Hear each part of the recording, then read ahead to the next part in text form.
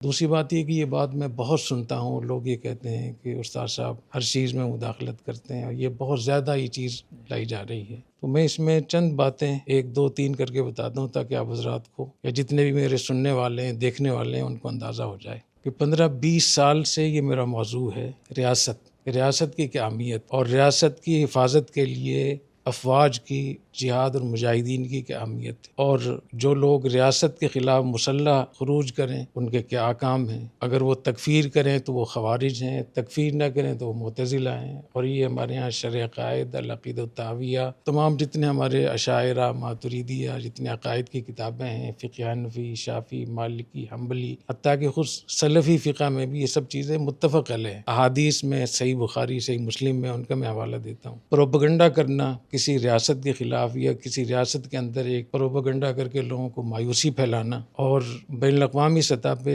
عالم اسلام اور امت مسلمہ کے کیا چیلنجز ہیں، میں ان پہ بات کرتا ہوں ہمیشہ۔ اس میں غزہ بھی آتا ہے، فلسطین بھی آتا ہے، سعودی عرب اور بلاد حرمین شریفین بھی آتا ہے، اور ایران اور خلیجی ممالک بھی آتے ہیں، اس میں امریکہ، یورپ بھی آتا ہے، اس میں انڈیا بھی آتا ہے، اور جو معاہدہ ہوا ہماری افواج کا اور سعودی عرب کا یہ بھی آتا ہے اس میں۔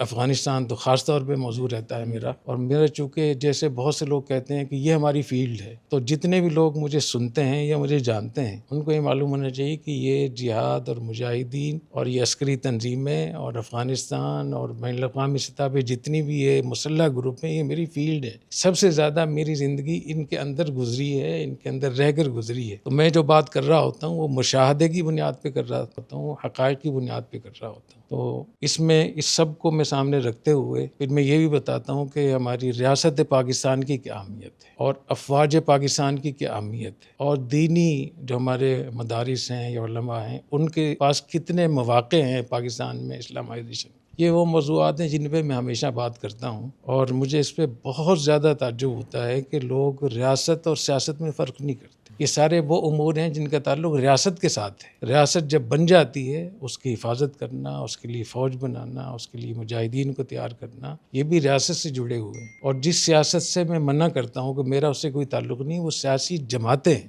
کسی خاص جماعت سے میرا کوئی تعلق نہیں ہے، کسی سیاسی پارٹی سے میرا تعلق نہیں۔ میں نے اپنے اساتذہ کو، اپنے طلباء کو، اپنے جتنے بھی پاس آؤٹ ہیں، فضلاء کرام ہیں، سب کو چھٹی دی ہوئی ہے کہ جہاں ان کا دل مطمئن ہوتا ہے وہ کسی بھی تنظیم کے ساتھ وہ مل سکتے ہیں، لیکن پڑھائی کے دوران نہ استاذ کو اجازت ہے نہ طالب علم کو اجازت ہے۔ چھٹی کے بعد جہاں چاہیں جائیں، انتخابات ہوں، جس کو چاہیں ووٹ دیں، اور اس بارے میں میرا جو رویہ ہے، جو میری طرف سے جو ہدایات ہیں، وہ اتنی واضح ہیں کہ میرے خیال میں کوئی انکار نہیں کر سکے گا اس کا۔ تو ایک تو میں یہ عرض کروں گا کہ ریاست اور سیاست میں فرق کریں، اور میں بار بار اس بات کو کہہ رہا ہوں کہ جو ہماری سیاسی پارٹیاں ہیں، آپ کے سیاسی بہت سارے اہداف ہوتے ہیں، مفادات ہوتے ہیں، بہت سارے جو کاروباری لوگ ہوتے ہیں ان کے اہداف ہوتے ہیں، بہت سارے تعلیمی ادارے ہیں، ان سب کو ایک خط کھینچنا چاہیے کہ یہاں سے ہمارا گھر شروع ہوتا ہے، اس گھر کے یہ خط احمر، یہ ریڈ لائن ہے۔ تو وہ ریڈ لائن کی میں اس لیے بات کرتا ہوں تاکہ ہمیں معلوم ہو کہ یہاں ہم بات کر سکتے ہیں، اور یہ چیزیں ایسی ہیں جن کو ہم ہاتھ نہیں لگا سکتے۔ تو میں زیادہ تر ان مسائل پہ بات کرتا ہوں۔ اس میں چونکہ میرا مسلسل اتنے مدت سے یہ موضوع ہے میرا، اسی دوران چونکہ افواج پاکستان میرا مستقل موضوع ہے، اور میں نے بہت ساری تنظیموں میں اس وقت میں نے گزارا ہے۔ میں مسلمانوں کی وہ اسلامی قوت اور فوجی طاقت کو دیکھنا چاہتا تھا جو میں نے قرآن حدیث میں پڑھا ہے، جو سیرت سے میں نے پڑھا ہے، اس کو دیکھنے کے لیے میں نے بہت ساری جگہوں کا وزٹ کیا ہے، میں گیا ہوں، اور میں بتاتا رہتا ہوں میں نے 32 صوبے افغانستان کے دیکھے ہیں، 14 عیدیں میں نے افغانستان میں کی ہیں۔ وہ اتنا کر سکتا ہے، لیکن مجھے وہاں جا کر معلوم ہوا کہ جس فوجی قوت کو میں ڈھونڈ رہا تھا وہ اللہ نے ہمیں اپنے گھر میں دی ہوئی۔ تو گھر میں خزانہ ہے نہیں تجھ کو مگر پتہ نہیں۔ تو چونکہ یہ میرا مستقل موضوع ہے، اور میں اس بات کو پھر دہراتا ہوں کہ ہماری اسلام کی 1000 سالہ تاریخ میں اتنی منظم فوج، اتنی ڈسپلنڈ فوج، اتنی معیار اور کوالٹی اور میرٹ والی فوج، اور اتنی یونٹی آف کمانڈ اور چین آف کمانڈ والی فوج، اور جدید ترین ٹیکنالوجی سے مسلح فوج، اور آج کی جو سب سے بڑی طاقت شمار ہوتی ہے جس کو ایٹمی قوت کہتے ہیں، اس سے مسلح فوج، ایسی فوج 1000 سال میں نہیں ملے گی۔ آپ اٹھا کر دیکھ لیں، خلافت بغداد، خلافت اندلس، مغلیہ سلطنت، خلافت عثمانیہ، ساری فوجی کمانڈروں کی بغاوتوں سے بھری ہوئی، اور جہاں بھی معاملات ہوئے، چاہے وہ میسور کا سلسلہ ہو، سلطان جو تھے سلطان ٹیپو شہید رحمۃ اللہ علیہ، چاہے وہ سراج الدولہ ہو، چاہے وہ فرخ سیر کا معاملہ ہو، چاہے شاہ ولی اللہ رحمۃ اللہ علیہ کا زمانہ ہو، یا اس سے پہلے خلافت بغداد ہو یا اندلس ہو، اور بغداد اور اندلس کو جتنا ابن خلدون نے لکھا ہے اس کا خلاصہ نکالیں گے کہاں کہاں، اس کو میں علماء کرام سے کہوں گا کہ میری اس پہ گفتگو کرنے سے پہلے اس کو ضرور پڑھیں، اس اب عربی میں آپ اس کو پڑھ سکتے ہیں، اور پھر خلافت عثمانیہ تو ابھی تازہ واقعہ ہے۔ تو ان سب کو سامنے رکھتے ہوئے میں پورے اعتماد کے ساتھ یہ کہتا ہوں کہ ایسی منظم فوج 1000 سال میں نہیں ملے۔